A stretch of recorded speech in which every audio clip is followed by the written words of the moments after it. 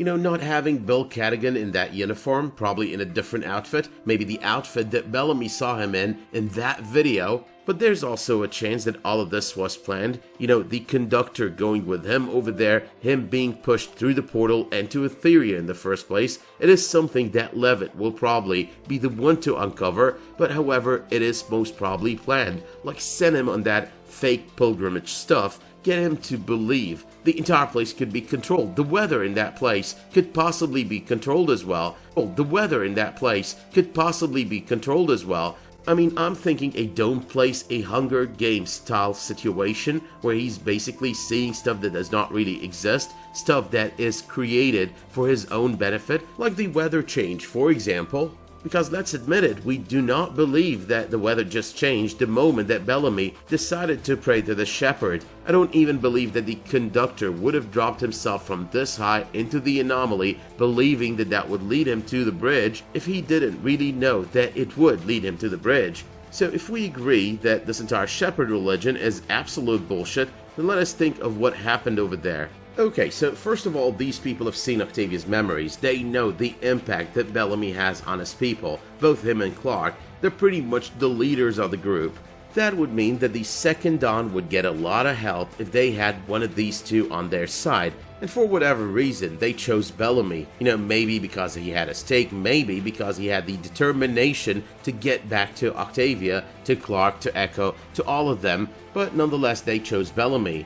Now, they planned the entire thing, including the explosion. The explosion definitely led Bellamy into Etheria, but this is where our theory kind of branches into multiple possible scenarios. Number one, he was pulled out right away, the very first moment that, let's say, he fell asleep. We know that these people have got the technology to put you in a simulation.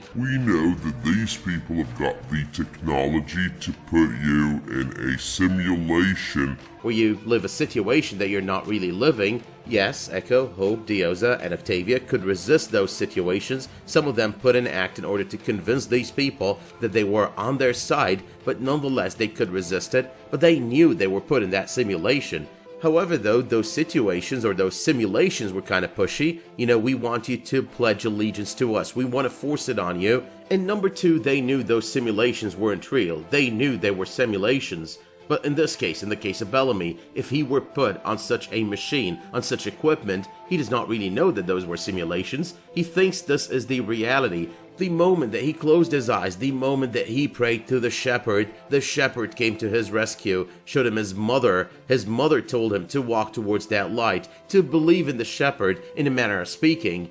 The moment he was done praying, the rain stopped, the weather became better, he was able to finish his journey and get to that mountain. The moment that he prayed to the shepherd, he was able to save Conductor. So all of it kind of adds up in his head like a real situation, and it just instills the brainwashing that they needed to do to him. Let's not forget as well that if this were to be a simulation, it was not really as pushy as the ones that the others were put through. This one was more about organically building the belief within Bellamy. Like they're not really telling him, believe in this, you've gotta believe. If you don't believe, we're gonna send you to Skyring. No, they're not doing that. They would be convincing him that this is real, he's going through it. The moment that he prayed to the shepherd, all those good things happened to him.